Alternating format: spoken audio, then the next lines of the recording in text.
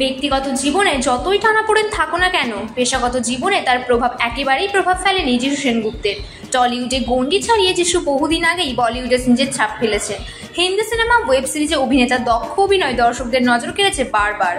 আগের খবর ছিল যে পরিচালনা রোহিত শেট্টির ছবিতে কাজ করবেন বং অভিনেতা, কিন্তু এবার সামনে এলো নতুন এক খবর। প্রিয়দর্শন পরিচালিত অক্ষয় কুমারের ভূত বাংলা ছবিতে শুটিং করতে শুরু করেছেন যিশু। আর সেই শুটিং ফ্লোর থেকেই অক্ষয় কুমারের সঙ্গে ছবি শেয়ার করতে শোরগোল পড়ে যান টিনসেল টাউনে। অক্ষয় কুমারের ভুতুড়ে ছবির গুরুত্বপূর্ণ ভূমিকায় দেখা যাবে যিশুকে। আর সেই শুটিং ফ্লোর থেকেই বলিউডের খিলাড়ি কাঁধে হাত দিয়ে ক্যামেরায় পোজ দিতে দেখা গেল বাঙালি অভিনেতাকে। সেই ছবি যিশু শেয়ার করে লেখেন, সেটে মজার মুহূর্ত।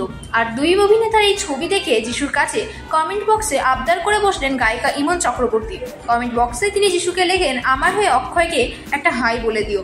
ইমন ছাড়াও অনেক টলিউড তারকাই এদিন যিশু অক্ষয়ের ছবিতে প্রতিক্রিয়া দিতে দেখা গিয়েছে। টলিউড, বলিউড এবং দক্ষিণী সিনে ইন্ডাস্ট্রি মিলিয়ে যিশু বর্তমানে বেশ ব্যস্ত অভিনেতা। বাংলা ছবির পাশাপাশি চুটিয়ে হিন্দি ছবিতেও অভিনয় করছেন। 3টি দক্ষিণী ছবি করে ফেলেছেন।